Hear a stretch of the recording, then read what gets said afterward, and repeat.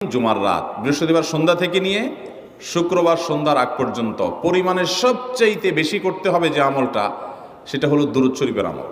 নবী করিম সাল্লাল্লাহু আলাইহি ওয়াসাল্লাম বলেছেন, আকসিরু আলাইয়া মিনাস সালাতি মিন ইয়াউমিল জুমআতি ওয়া লাইলাতিল জুমআহ, তোমরা জুমার দিন এবং জুমার রাতে আমার প্রতি বেশি বেশি দুরূদ পাঠ করবে, দুরূদ প্রেরণ করবে।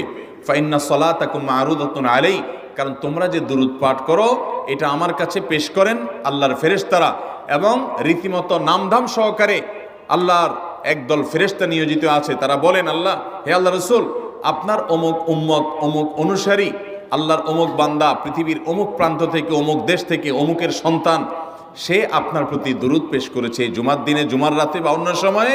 এটা নবী করিম সাল্লাল্লাহু আলাইহি ওয়াসাল্লামের কাছে রিপোর্ট দেওয়া হয় আল্লাহর নিযুক্ত ফেরেশতাদের মাধ্যমে।